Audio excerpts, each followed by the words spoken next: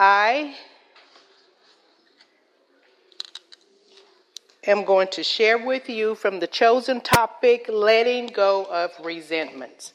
I have a really strong voice without a mic, so I'm going to back it up just a little bit. Two monks were walking by a river at daybreak in the early spring. Swollen with melted snow, the river coursed above its banks, immersing the local footbridge, the only crossing for miles in either direction. And it was under 2 feet of water. A young woman in a silk dress stood by the riverbank, terrified of the rushing water. Seeing the monks, she flashed them a look of pleading. Without a word, the first monk scooped her up in his arms, held her aloft as he struggled across the submerged bridge. He set her down on the far bank. The two monks continued walking in silence until sunset, when the vows of their order allowed them to speak. "How could you have picked up that woman?" sputtered the second monk. His eyes were blazing with anger. "You know very well that we're prohibited from even thinking about women, let alone touching one." He shook his fist at his companion. "You've shamed your honor. You've disgraced the whole order." "Brother," the first monk said, "I put that woman down on the other side of the bank at sunrise. It is you who's been carrying her around all day." If, sisters, you are carrying anger, resentments, and other unresolved emotional pain, I hope to share some information with you to help you stop your pain. If you've ever heard me speak before, you've probably heard me say that I have worked at a congregation where the minister said, as he was preaching, "You don't have to say amen." He said, "But if I drive down your street, wave at me." So you don't have to say amen, sisters, but if I drive down your street, or if something resonates with you, if something is particularly meaningful to you, feel free to wave at me. I find it almost, let me first ask, is there a timekeeper? I know that I have 40 minutes, and we've been I see a clock, and we've been admonished to not go over the time, so I'm going to do that. I find it almost impossible to talk about resentments without first talking about anger. You cannot have a resentment without first being angry. Just out of curiosity, does anyone here have difficulty? I'm not going to ask, is anybody angry? But I am interested in knowing if anyone recognizes that they have difficulty expressing anger, or maybe even identifying it. Thank you for that. Or how many of you are like Weezer from the movie? Anybody remember Steel Magnolias? Weezer found it just a little too easy to express her anger. When her friend finally confronted her, she said, "I'm not angry. I've just been in a bad mood for 40 years. So what exactly is anger? Anger is defined as a feeling of displeasure resulting from injury, mistreatment, or opposition. Anger is not a bad feeling, but a normal and healthy one. The problem with anger is that it can become very destructive unless it is expressed in healthy ways. It can turn to bitter resentment and lead us to destructive behavior. People get angry when they have been hurt. Therefore, everyone gets and feels angry from time to time. Life happens to us all. The good, the bad, and the ugly. But I've learned that it's not always what happens to us that causes us problems. It's how we learn to react or respond to what happened. I'll wave myself. It's not what happens to us. Life happens. But it's how I learn to react and or respond to what's happened.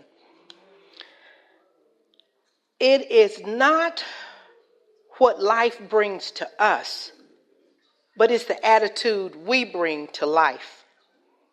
Some of us have a hard time dealing with anger, with conflict, and various other adversarial situations that we find ourselves in because of the messages that we have about anger, about the tapes that sometimes still play in our head about the messages we received.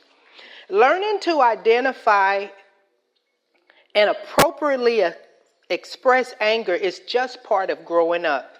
Dealing with anger promptly is important because when it's left to fester, it becomes resentment. Okay, I'm feeling real guilty. We just had another young man in, and I think he noticed there were no men here. Is there a way maybe we can get thank you. Thank you. Now that does not come off my 40 minutes. Okay. So dealing with anger promptly is important because when it's left to fester, it becomes resentment. That's what resentment is. It's anger that's been held on to. In Ephesians 4:26 and 27, Paul said, "Do not sin by letting anger control you. Don't let the sun go down while you are still angry. For anger gives the devil a foothold." Resentment, again, is anger that's been held on to. Resentment is anger that's been buried. But it's not buried dead. It's buried alive. Anger can be misdirected toward others, family members, friends, co-workers. Someone cuts you off on the Broadway extension. So even with anger and resentments, it is necessary, and I say that kind of tongue-in-cheek, but the reality is, how often have we heard of road rage? That's anger, that's rage, and it's not funny. People have been murdered out of someone else's anger. So it's important that we are able to identify it and express it appropriately. Believe it or not, anger is associated with grief. And grief is related to pain and loss. The loss that a person can feel or experience can be real, perceived, or imagined. In other words, when we experience a loss, we also experience grief related to that loss. And although I promise you, I am not going to spend a lot of time, because I can easily get distracted. I'm not going to spend a lot of time on grief, but I just want to give you a short overview of what the grief process is. Grief, or the process of grieving, is a healthy response to a lousy situation. And any loss can lead to grief. Grief is a natural and healthy way to express the sorrow that one feels after a loss. Although the sorrow is what we generally associate with grief. When we grieve, we for the most part think of someone that dies and then the sorrow that's expressed. But the sorrow is just one stage in the entire process of the grief process. In reality, again, the loss can be anything of significance and value to the person that's grieving. It can be the loss of health after being diagnosed with some life-changing diagnosis. It can be the loss of a marriage or a relationship that's ended. It can be the loss of self-esteem or self-worth as a result of the loss of a job. We even grieve the loss of our hopes and dreams. Grief can be viewed as a psychological process that affects all aspects of our lives. That's physically, mentally, and spiritually. If the loss is ever to be fully accepted, we must grieve.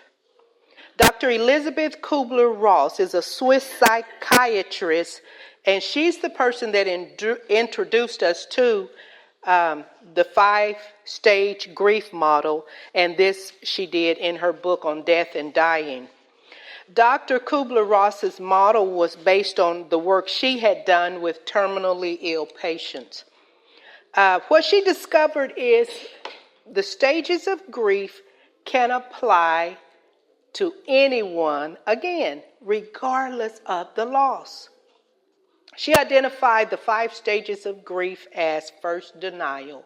I cannot believe someone I love and cared about died. I cannot believe someone I love and cared about left me. Now I'm divorced or I'm single. I can't believe my child that I had these hopes of finishing school and doing something wonderful in the world has made some decisions that I didn't necessarily think were the right ones. I have a granddaughter that said to me, Granny, college is not for everybody. So when I talk about grieving the loss of hopes and dreams, I had hopes and dreams for this girl, and I thought, she said, college is not for everybody, Granny. And I said, I know that, but it's for you. Grief is a major wound that does not heal overnight. You deserve to grieve your loss and pain. Don't let anyone take away your grief by telling you, oh, you shouldn't feel that way. Give yourself permission. You give yourself permission to heal by acknowledging the loss and recognizing your need to grieve. Grief is the natural way of working through loss. It is not weakness, nor is it an absence of faith. Grief is not an enemy, but can be a friend during your healing. It is the natural process of walking through the hurt and growing because of the walk. The ultimate goal of grief work is not to avoid or eliminate painful feelings, but to experience, express, and accept the loss. Always, always, the ultimate goal of grief work is acceptance. My youngest brother died in 2007, and my family and I have still sometimes have a lot of fun talking about how much he loved to eat. I mean, you can look at us and tell we all ate out of the same pots. But as his body was transitioning from life to death, I watched him grieve his loss of ability to eat like he used to. I learned from one of the nurses at that time, she said, she just talked about the miraculous nature of our bodies. We know how awesome God is, and just had a conversation this morning with a friend. I said, I don't know why I still get amazed at how God does what he does. But that's who he is. And that is what he does. And my brother was dying, and he knew that. But he just held on to the hope that if he could just eat enough, he thought he might get his strength back. He thought that he might get his health back. So it was a real struggle for me to watch him really feel sad that he could not eat like he used to. What my friend told me, she's a nurse, she said, when our bodies are dying, they don't need the body doesn't need nutrition. It doesn't need to be sustained. And it took me a minute to hear that. It's kind of like when a person goes into hospice. If you've ever known someone that does that, when there's a problem medically, we call 911. In hospice, they teach you, Don't do that. There's nothing to be gained by having your loved one taken to the hospital by IMSA because they're dying. The acceptance of that reality, regardless of the loss, is the goal. As some of us have aged, we've discovered that we're unable to recall or remember like we used to. Did I hear somebody wait? Thank you. I thought I'd see some hands on that. After going through menopause a few years ago, I really grieved the loss of my memory. And trust me, out of everything I've ever lost, I miss my mind the most. In life, the winds of chaos, conflict, and turmoil blow strongly in every direction. None of us are exempt from feeling the weight of adversity. Sometimes we even cry, why me? Why am I having to go through this? Being a woman of God does not mean we will never experience discomfort. In fact, awareness of our feelings puts us directly in touch with what bothers, hurts, or angers us, and it can be a signal worth listening to. It is often through conflict and hard times that our spiritual life is strengthened. Anger is an emotion, and like all emotions, it can serve a purpose in our psychological makeup. Our anger may be a message that, 1, we've been hurt. 2, that our rights have been violated. 3, that our needs are not being met. Or 4, simply that something is just wrong. Emotional injuries have a way of draining our energy by creating a negative energy that has to be resolved in some way. The normal way, the healthy way. I'm trying to stop saying normal because I've learned that normal is a cycle on my dryer. Not having anger and not showing anger are two different things. If I'm angry, but I choose not to act or react to it, it at least suggests that I am aware the anger is there. But to say I have no anger when in fact I do suggests that I might be disconnected from my feelings, denying the anger is there. I saw a bumper sticker. This is free and doesn't cost you anything. I saw a bumper sticker that said, "Denial is not a river in Egypt."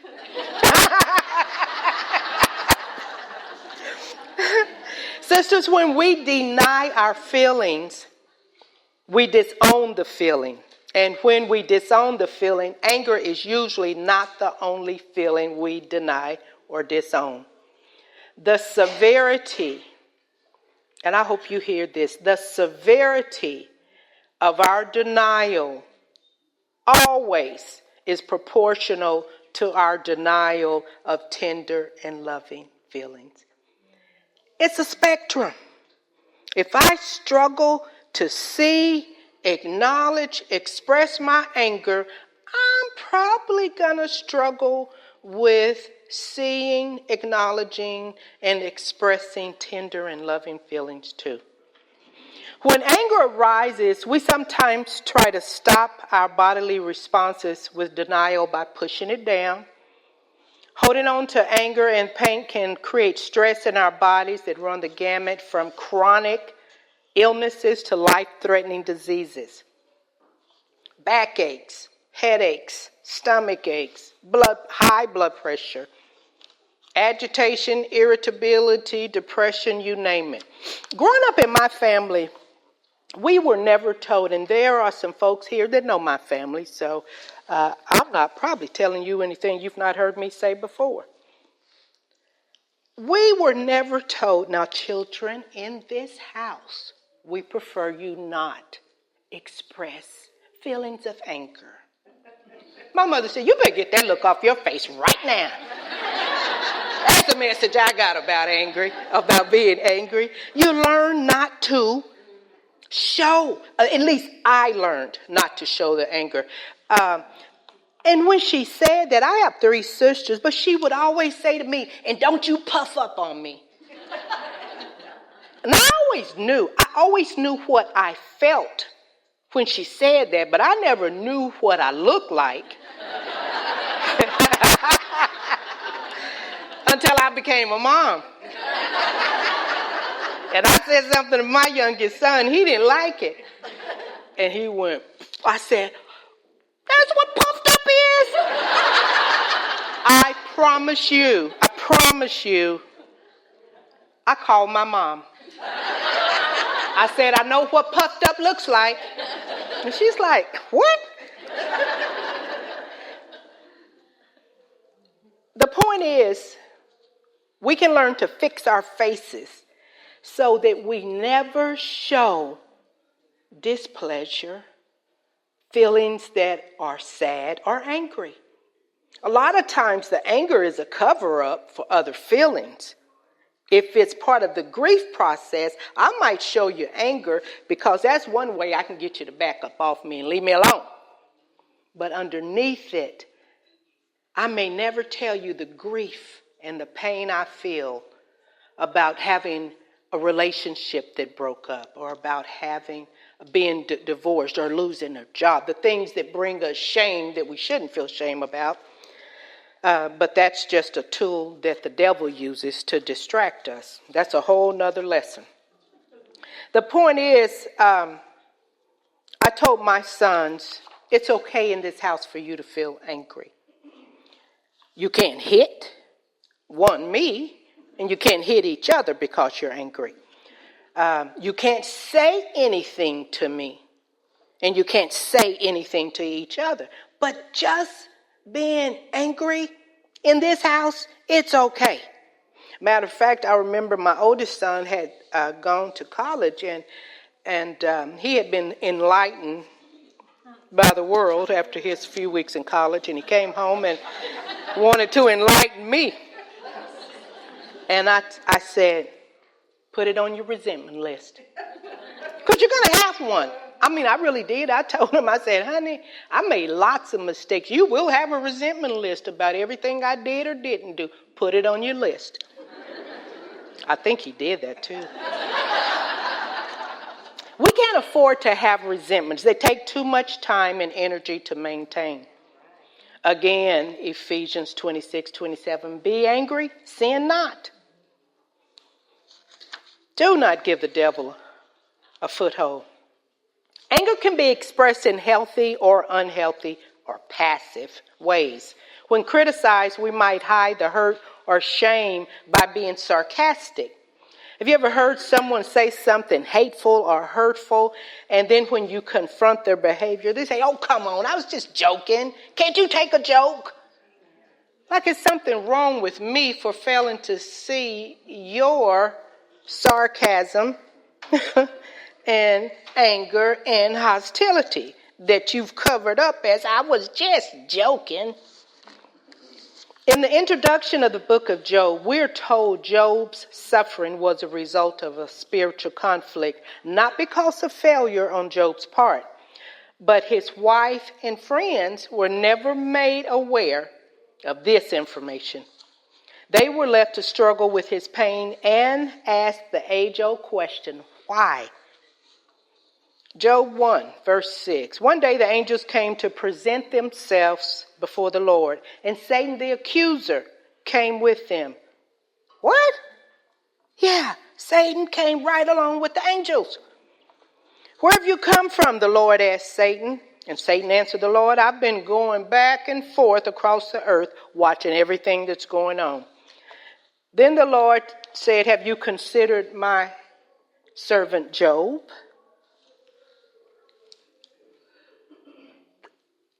Did God just throw Job under the bus? I assumed Job was off somewhere doing what Job did. He had no idea there was a conversation between God and Satan because he didn't have privy to that information.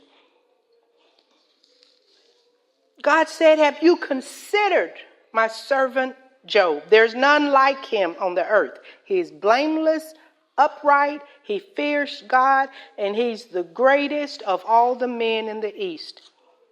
Sisters, we are not fighting a battle against flesh and blood, but against evil rulers and authorities in this dark, unseen world, in the dark and unseen world. It's against those mighty powers of darkness who rule the world and against wicked spirits in heavenly realms.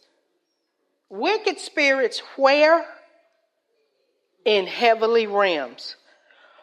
So, for every woman in this room who has experienced being hurt, mistreated, abused that has caused anger, pain, and resentment, please be advised, it ain't them.